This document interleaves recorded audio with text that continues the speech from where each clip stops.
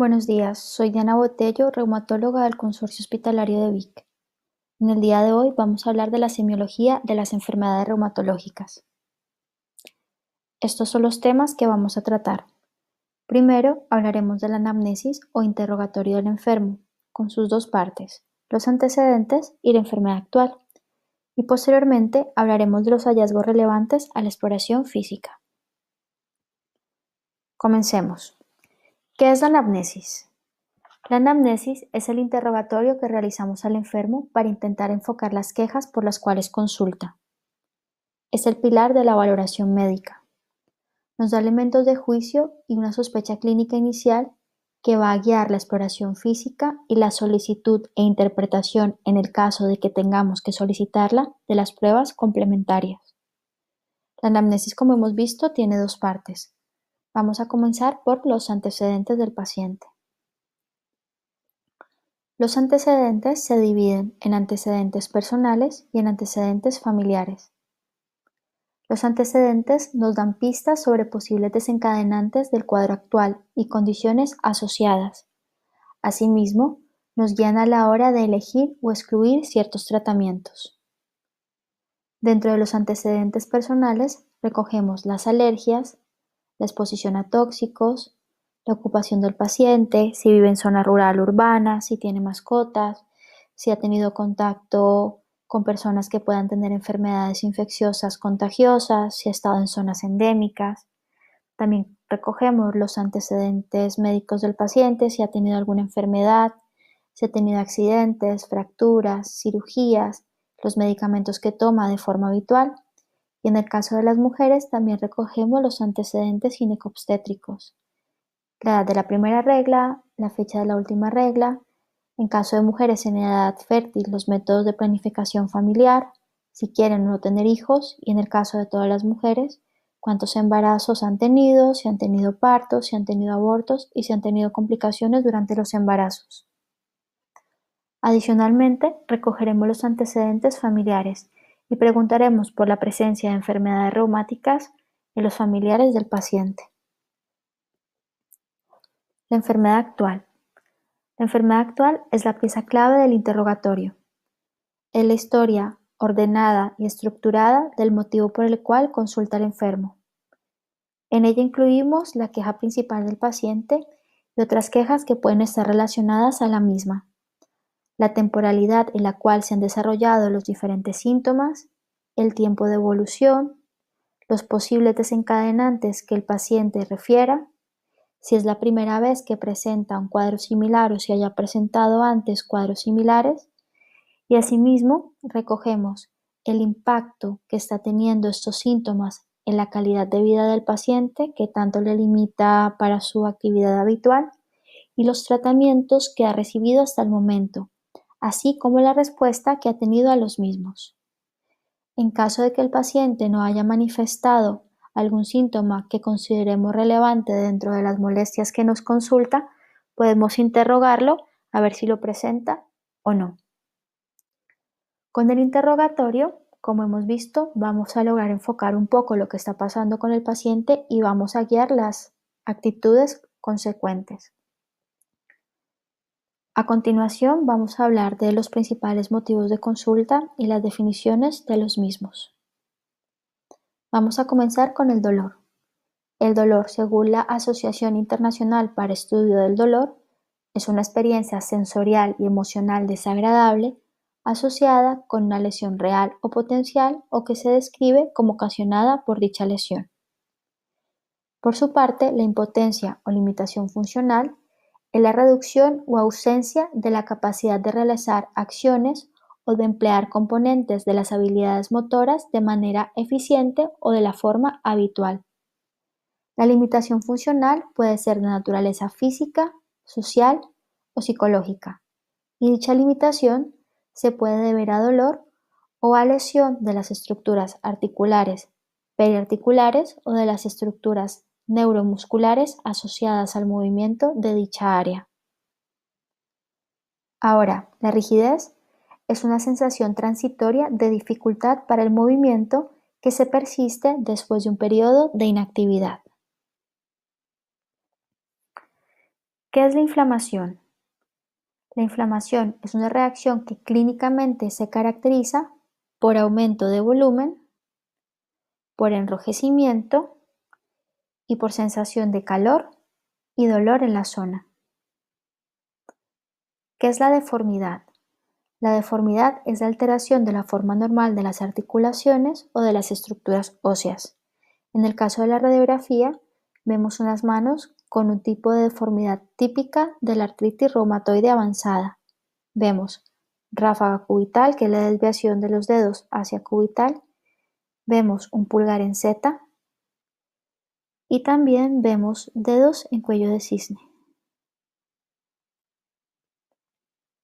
Ahora, la clínica sistémica son signos y síntomas que sugieren que la enfermedad que está presentando el paciente es una enfermedad de origen sistémico. Pueden ser síntomas generales como fatiga, fiebre, malestar general. Pueden ser lesiones cutáneas como las que vemos aquí, que es un eritema en alas de mariposa clásico del lupus eritematoso sistémico. Puede referirnos a sequedad de las mucosas, úlceras en la boca o los genitales, etc. Ahora, vamos a hablar de uno de los motivos de consulta más frecuentes en reumatología, el dolor. El dolor podemos clasificarlo de diferentes formas y con las clasificaciones y los datos que recojamos del dolor podemos ver un poco lo que está pasando en el paciente. Según su patogenia, el dolor puede ser nociceptivo, neuropático o funcional. El dolor nociceptivo es el tipo más frecuente de dolor y se origina por lesión de los órganos o tejidos. El dolor neuropático está producido por lesión, compresión o estímulo directo de las estructuras del sistema nervioso central. Usualmente se describe en la zona de inervación del nervio afectado y suele acompañarse de alteraciones de la percepción nerviosa, como son la presencia de hormigueo conocido como parestesias, aumento de la sensibilidad al dolor o hiperalgesia, o percepción de estímulos dolorosos, de estímulos no dolorosos como dolorosos, que es alodinia. Usualmente el dolor neuropático lo describen como quemante, como urente. Por último está el dolor funcional. El dolor funcional o psicógeno no es un término oficial de dolor, pero se utiliza para describir el dolor que se puede atribuir a factores psicológicos. Esto puede ser ciertas creencias, miedos o emociones del paciente que alteran o producen la percepción de dolor. En estudios funcionales cerebrales podemos ver que el cerebro no diferencia bien entre el dolor emocional y el dolor físico. Si vemos cómo es la actividad del cerebro mientras presentamos un dolor físico o cuando presentamos dolor emocional, podemos ver que las zonas del cerebro que se activan son similares.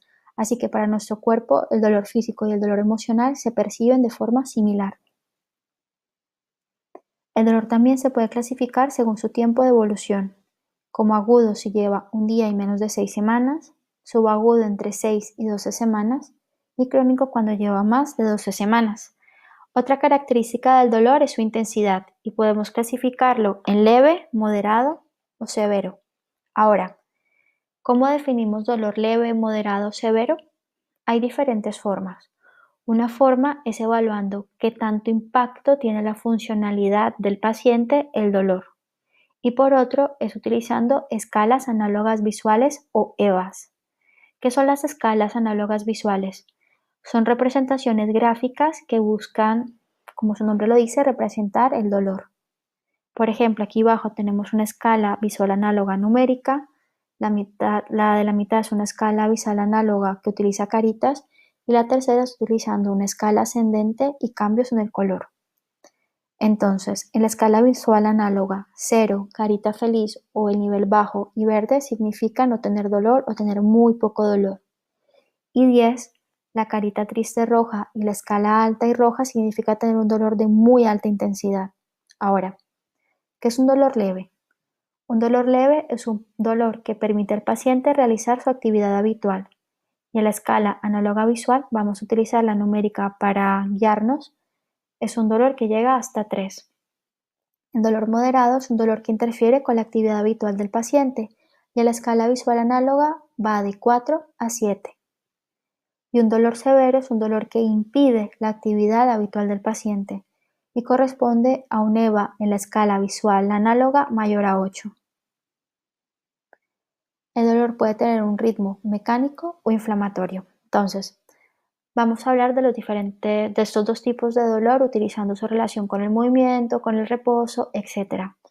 El dolor de ritmo mecánico empeora con el movimiento y mejora con el reposo. En cambio, el dolor inflamatorio mejora con el movimiento y empeora con el reposo. El dolor de ritmo mecánico no suele presentar rigidez matinal y si llega a presentarla, presenta rigidez de muy corta duración. En cambio, el dolor de ritmo inflamatorio presenta rigidez matinal prolongada, usualmente media hora, una hora o más. El dolor de ritmo mecánico es de predominio vespertino, es decir, por las tardes o por las noches, usualmente después de que la persona ha realizado la actividad motora que genera el dolor. En cambio, el dolor inflamatorio es de predominio matutino. Ahora, respecto a la actitud del paciente. Cuando un paciente tiene un dolor de origen mecánico, suele intentar no mover la zona dolorosa. En cambio, los pacientes con dolor de origen inflamatorio suelen intentar mover la zona para aliviar el dolor. El dolor de origen mecánico no suele interrumpir el descanso nocturno, a menos de que el paciente se mueva y al moverse movilice la zona afectada.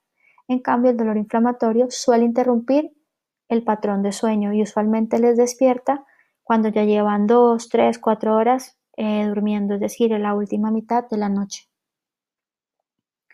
Otra forma de clasificar el dolor es según su localización.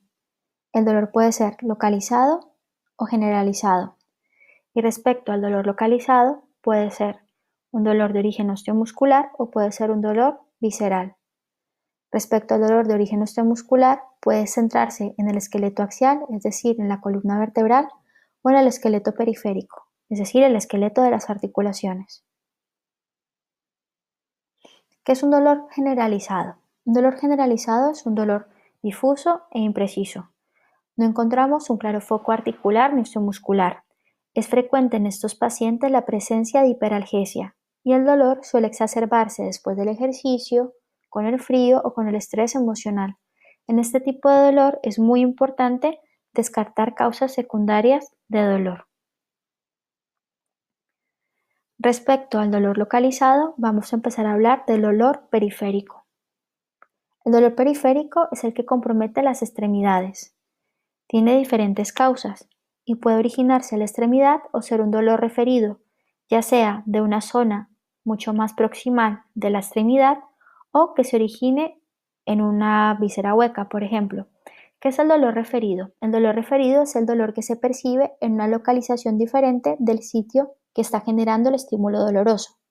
Por ejemplo, que le duele a uno la rodilla cuando la lesión está en la cadera, o tener dolor en el hombro izquierdo cuando uno está presentando un infarto cardíaco. Hay diferentes tipos de dolor periférico. Vamos a hablar de algunas características que nos ayudan a identificar el posible origen del dolor durante el interrogatorio. El dolor articular es un dolor que se produce con todos los movimientos que se realizan con la zona afecta. Puede tener un ritmo mecánico, inflamatorio o mixto dependiendo del origen del mismo. Ahora, el dolor periarticular es el dolor que se origina en las estructuras o en los tejidos blandos periarticulares. El ritmo del dolor es un ritmo mecánico, independientemente del origen del dolor. Si el dolor va a seguir siendo mecánico, así el proceso que esté generando el dolor sea un proceso inflamatorio o sea un proceso degenerativo. Este dolor se suele presentar solo con algunos movimientos y al comprimir la zona dolorosa. Porque solo con algunos movimientos, porque como lo que está dañado o lo que está afectado es una estructura periarticular, solo vamos a tener dolor cuando utilicemos esa estructura. Si no estamos utilizando la estructura, pues vamos a poder mover la articulación con relativa normalidad. Y este tipo de dolor empeora con ciertas posturas. Ahora el dolor neurógeno. El dolor neurógeno es el que se produce por las lesiones de los nervios periféricos. ¿Qué sucede en este tipo de dolor? Primero, que el dolor va a describir la zona de inervación del nervio afectado, o sea, va a estar descrito por toda la zona donde ese nervio da sensibilidad.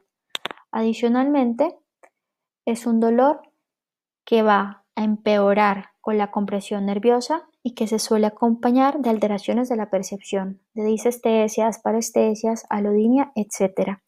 En casos avanzados, cuando ya hay lesión del nervio afecto, podemos ver, como en el caso de la fotografía, atrofia de los músculos que están inervados por el nervio que se ha dañado. Ahora, el dolor referido no se relaciona al movimiento, es un dolor pobremente localizado, puede mejorar al frotar y, por ejemplo, en el caso de los dolores referidos de origen visceral, lleva un ritmo de dolor que es el típico de los dolores de las vísceras, por ejemplo, un dolor en el brazo que es más tipo cólico, etc. Estas son zonas de dolor referido. En el centro de la espalda podemos tener el dolor por una pancreatitis, por una úlcera péptica, por una lesión de aorta. En la región lumbar podemos tener dolor de origen renal, etc. Ahora hablemos del dolor óseo. El dolor óseo es un tipo de dolor poco frecuente. Se describe como un dolor difuso, continuo, que no se relaciona al movimiento, pero que sí se relaciona con la carga sobre la zona afecta. Entonces, por ejemplo, no le duele la pierna cuando la mueve estando tumbado, pero si se pone de pie, hay dolor. El dolor de ritmo óseo es un dolor que no se confina a la articulación, pero se suele confinar al hueso que está afectado. Adicionalmente, el dolor de ritmo óseo típicamente empeora por la noche y puede despertar al paciente. Ahora vamos a hablar del dolor de tipo axial. El dolor en la columna axial es un dolor altamente frecuente. Usualmente se localiza en las zonas más móviles de la columna, es decir, en la columna cervical y lumbar, pero tiene predominio en esta última, siendo la localización lumbar la que se encuentra en un 70% de los casos. Es una queja extremadamente frecuente en la práctica clínica. La mayoría de los episodios son mecánicos y de origen inespecífico. El 50% de los casos va a resolver en la primera semana y el 40% restante lo va a hacer antes de 2 meses. El dolor axial es una causa importante de limitación funcional y de baja laboral.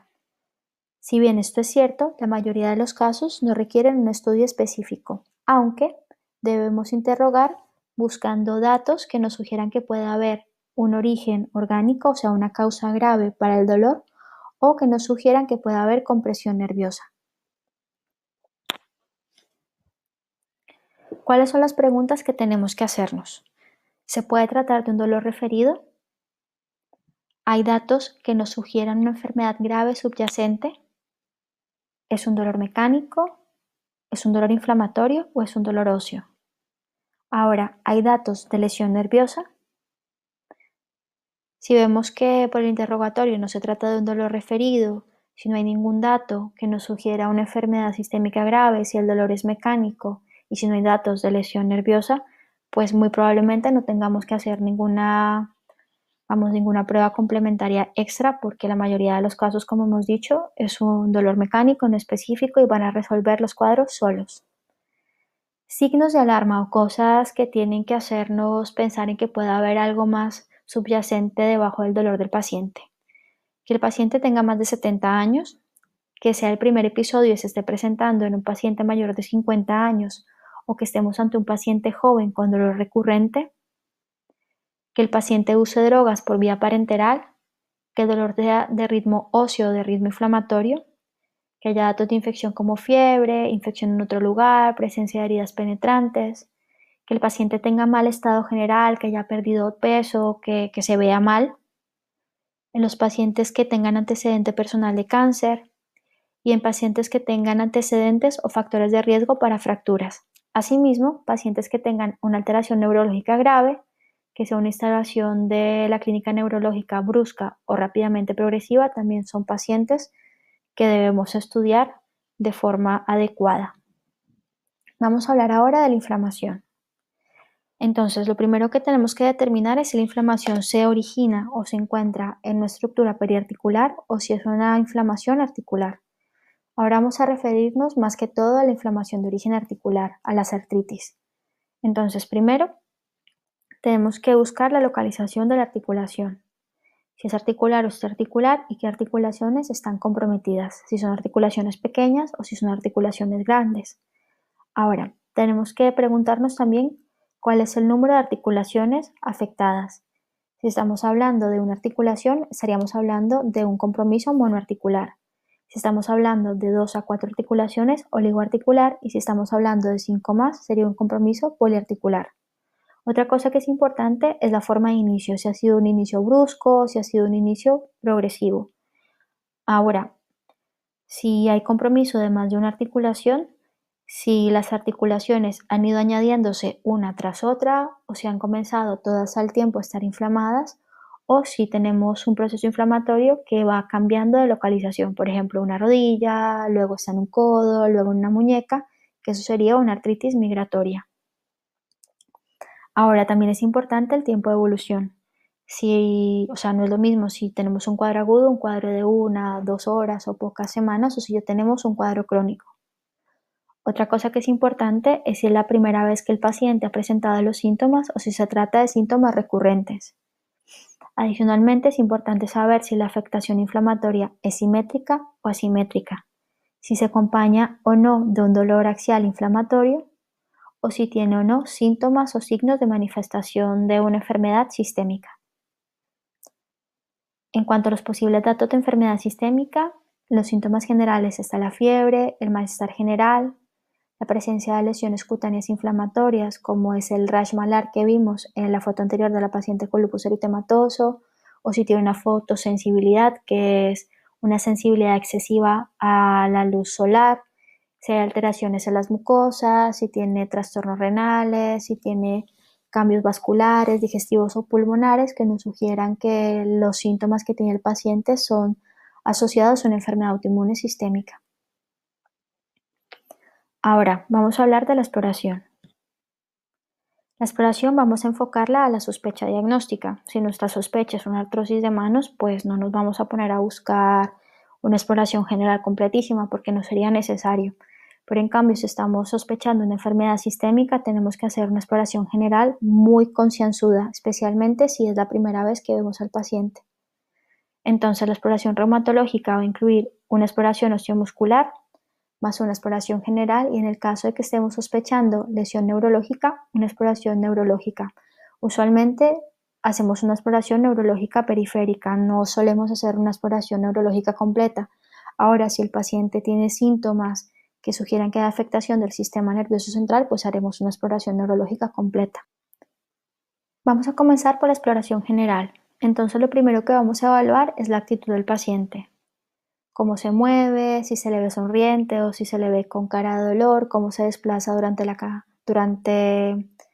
exploración, cómo va de la puerta al asiento cuando lo interrogamos, cómo se mueve la camilla, si vemos que se mueve con facilidad o con dificultad, eso es importante. También podemos ver en el momento en que se desplaza si tiene cojera o si tiene alguna otra alteración en la marcha que nos sugiera lesión articular o osteomuscular. Luego vamos a evaluar la piel del paciente. Entonces le pediremos al paciente que descubra su piel. Usualmente les pedimos que se queden en ropa interior para poder evaluar la piel completa. Entonces, por ejemplo, en este caso, digamos que esta mujer acudió a la consulta porque tenía un dolor articular inflamatorio y cuando la exploramos vemos que tiene esta lesión en la cara, que es un eritema en alas de mariposa. Vemos que tiene lesiones inflamatorias en la piel en las zonas donde le ha dado el sol, que son lesiones fotosensibles. Y adicionalmente, cuando exploramos la cavidad oral, vemos que tiene estas úlceras en la boca. Con todo esto, más los síntomas de la paciente, podríamos pensar que la clínica está ocasionada por un lupus eritematoso sistémico. Otro ejemplo, nos llega una paciente que tiene debilidad muscular y cuando la exploramos vemos que tiene estas lesiones entre rojas y moradas alrededor de los ojos que se llaman eritema en heliotropo. Cuando miramos las manos vemos que tiene estas lesiones rojas sobreelevadas que descaman un poco en los nudillos, en las interfalángicas proximales y en las interfalángicas distales que se conocen como pápulas de Gottron. Y luego si la seguimos explorando vemos también en la piel estos acúmulos de calcio que se llaman calcinosis. Con todos estos datos estaríamos sospechando una miopatía inflamatoria, una dermatomiositis. Otro ejemplo, Una paciente que viene por dolores musculares y cambios en la coloración de los dedos. Entonces, cuando la señora tiene frío, los dedos se le ponen pálidos, como vemos aquí, y luego estas zonas que se han puesto pálidas se ponen moradas y rojas. Esto se conoce como fenómeno de Raynaud. Adicionalmente, cuando vemos la piel de la paciente, vemos que la misma se ve indurada, como engrosada, acartonada.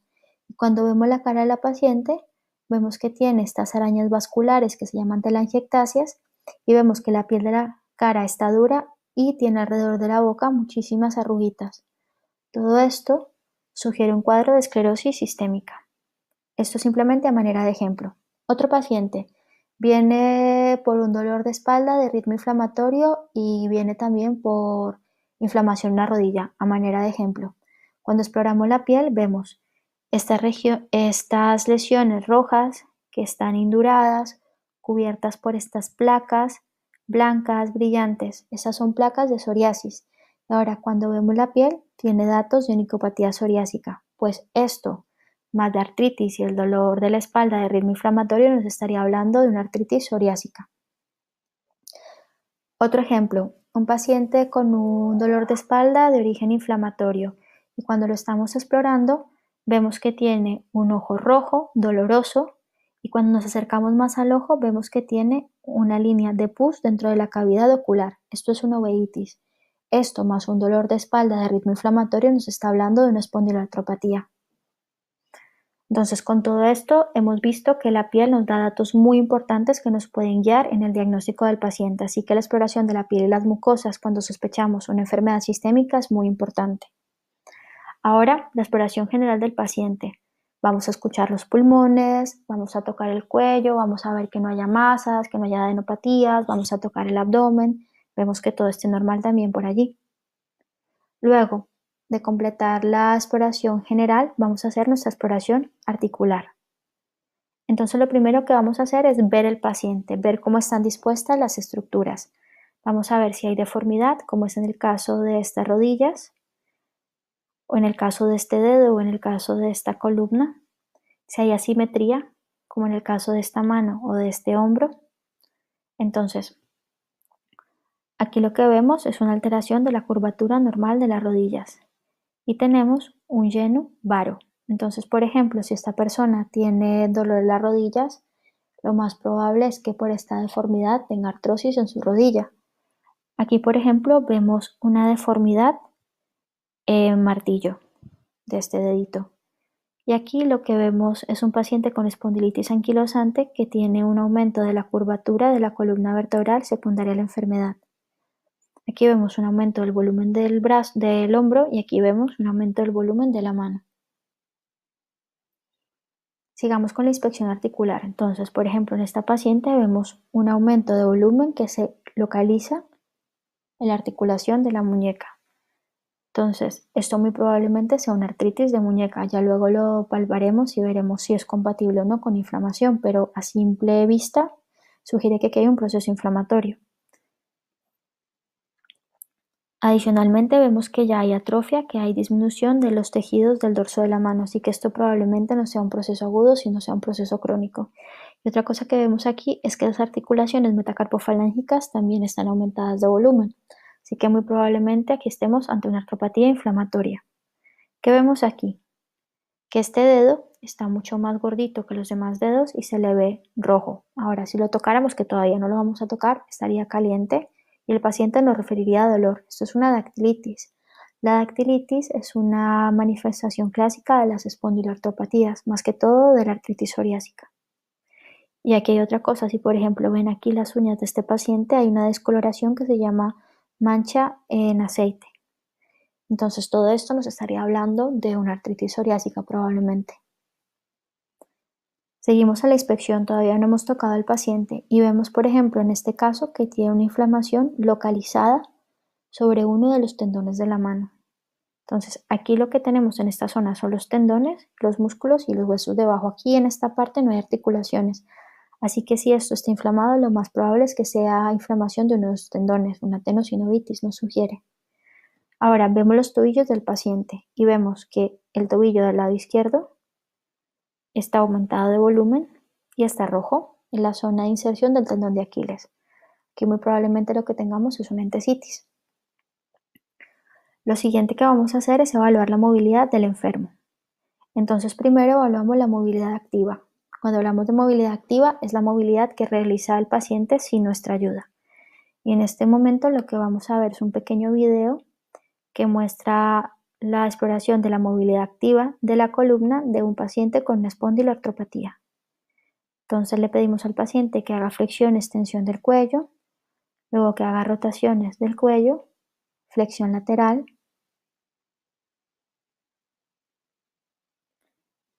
Le pedimos que haga flexión lateral del tórax. Evaluamos la expansión del tórax. Y ahora le pedimos que doble la columna para ver qué tanto la puede doblar. Entonces, como hemos visto, el paciente, un momento, vamos a hacer las flexiones laterales.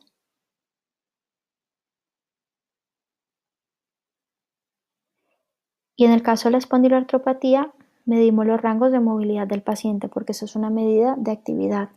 Como podemos ver, los movimientos de la columna cervical y de la columna lumbar están francamente limitados. Ahora, una vez el paciente ha realizado la movilidad activa, vamos nosotros a movilizar la articulación del paciente. Esta es la movilidad pasiva. Entonces, este es un ejemplo de un hombro congelado. Entonces, el explorador intenta realizar los movimientos del hombro, pero como pueden ver, el paciente tiene una limitación marcadísima. Y si ven la cara del enfermo, cuando intentamos mover, hace gestos de dolor. ¿Qué es lo que sigue? La palpación articular. Entonces, lo primero que hacemos es medir si hay o no aumento de la temperatura de la zona articular. En este caso, estamos buscando inflamación en una rodilla. Entonces, con el dorso de la mano comprobamos la temperatura de la articulación contralateral y de las zonas proximales y distales de la articulación con la articulación. Y luego hacemos la maniobra de peloteo, que es la forma en la que buscamos en la rodilla inflamación. Entonces, como pueden ver, hemos fijado la rótula en la parte alta y luego con el otro dedo hundimos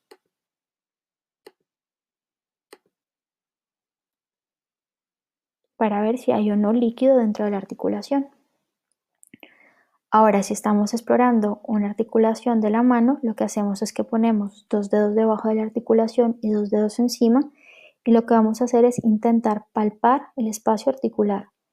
Si el espacio articular está libre, no vamos a sentir ningún tejido blando dentro del espacio y vamos a sentir muy bien la definición de un hueso y el otro.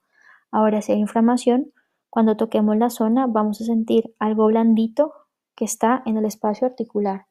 Adicionalmente, cuando exploramos las articulaciones periféricas, vamos a ver si hay o no dolor a la compresión. Entonces, hacemos presión sobre la articulación del paciente y le preguntamos si le duele o no cuando presionamos. Con todo esto vamos a contar las articulaciones que están inflamadas y las articulaciones que están dolorosas. Ahora, otra cosa que hacemos es realizar maniobras para generar dolor o para probar la integridad de las estructuras articulares y periarticulares. Lo que estamos viendo en la fotografía es la maniobra de Favere que se utiliza para generar dolor y compresión sobre las articulaciones acroiliacas. También podemos hacer maniobras contra resistencia en los hombros y en los codos para evaluar cómo se encuentran las estructuras periarticulares.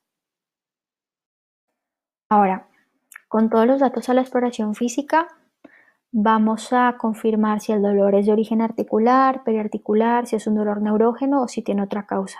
Entonces, primero respecto con el movimiento. El dolor de origen periarticular tiene mayor dolor con la movilidad activa que con la movilidad pasiva. Y adicionalmente, no todos los movimientos van a ser dolorosos, van a ser dolorosos movimientos seleccionados, que son los movimientos que dependen de la estructura periarticular que está afectada. Ahora, en cuanto al dolor que es de origen articular, da igual que la movilidad sea activa o pasiva porque va a haber con las dos dolor y todos los rangos de movilidad de esta articulación afectada van a ser dolorosos. En cuanto al dolor neurógeno, con los movimientos del área articular no va a haber dolor porque el problema no es el área articular. Ahora, si comprometemos o comprimimos el nervio que está causando el dolor, pues vamos a tener dolor en la zona. O sea que no va a ser con la movilización de la articulación, sino el dolor lo vamos a lograr reproducir comprimiendo el nervio que está afectado. En cuanto al dolor referido, da igual cómo mueva la articulación porque el dolor no se va a generar con el movimiento de la misma. Y lo mismo pasa con el dolor de tipo óseo. En cuanto a los rangos de movilidad, en el dolor periarticular, los rangos de movilidad activa pueden estar limitados y usualmente con los movimientos que dependen de la estructura periarticular que está afecta. En cambio, la movilidad pasiva va a ser normal. En cuanto al dolor de origen articular, los rangos de movilidad tanto activos como pasivos van a estar limitados porque el problema está en la articulación. En cuanto al dolor de origen neurógeno, los rangos de movilidad son normales. Lo mismo pasa para el dolor referido y para el dolor óseo. Ahora, en las maniobras contra resistencia, en el dolor periarticular va a haber dolor con las maniobras específicas de la estructura lesionada. En el dolor articular no va a haber efecto de aumento del dolor si ponemos o no ponemos resistencia porque el problema es articular, no periarticular. En el dolor neurógeno pasa lo mismo, igual en el referido y en el dolor óseo. Ahora, con la palpación local, en el dolor periarticular va a haber dolor sobre las estructuras fuera de la internina articular que estén afectadas. Con el dolor articular vamos a tener dolor cuando palpamos la internina articular, cuando estamos tocando la articulación como tal. Y en el caso de las artrosis, cuando movemos y más que todo cuando hacemos la movilización pasiva, vamos a escuchar crépitos, crujidos al mover la articulación. Y en el dolor articular de ritmo inflamatorio, cuando toquemos la articulación, vamos a ver que los tejidos blandos están aumentados, es decir, que hay edema, y al tocar vamos a sentir calor local. En el dolor de origen neurógeno, la palpación de la articulación afectada o de la articulación dolorosa va a ser normal, porque nuevamente el problema no está en la articulación, sino en el nervio que da sensibilidad a esa zona. En el dolor referido pasa igual. Como el problema no es en la articulación, sino en otra zona, pues la zona del dolor va a ser normal en la palpación. Y lo mismo pasa en el dolor óseo. En cuanto al examen neurológico, en el dolor periarticular va a ser normal, igual en el dolor articular. En el dolor neurógeno puede ser anormal y en el dolor referido y en el dolor óseo no va a haber ninguna alteración en la exploración neurológica.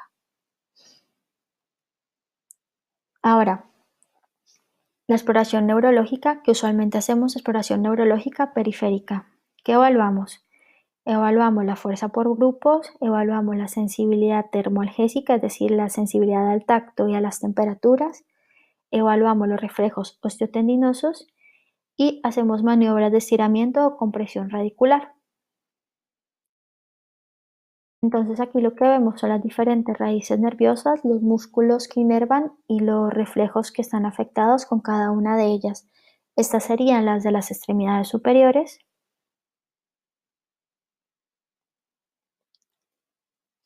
Un momento. Y esta la de las articulaciones, las de las extremidades inferiores. Entonces, los mensajes para llevar a casa. La historia clínica es la pieza clave para el diagnóstico. La sospecha clínica guía la exploración y la solicitud de pruebas complementarias. Respecto al dolor, es básico diferenciar entre el dolor articular y extraarticular, y entre el dolor de ritmo mecánico e inflamatorio. En el dolor lumbar, es clave saber si hay signos de alarma o datos de lesión neurológica. Si sospechamos una enfermedad inflamatoria, debemos incluir una exploración extraarticular. Si sospechamos dolor irradiado, debemos explorar el área articular proximal, hacer valoración neurológica periférica y plantearnos la posibilidad de que el dolor no sea de origen articular ni neurológico, sino sea un dolor de origen visceral, dependiendo de la localización. Dentro de la exploración articular, evaluamos si hay deformidad, si hay presencia de signos inflamatorios, evaluamos los rangos de movilidad activa y pasiva y dependiendo de la sospecha, hacemos o no maniobras específicas. La presencia de calor, rubor, que es enrojecimiento, aumento del volumen de los tejidos y dolor en la zona sugiere un proceso inflamatorio.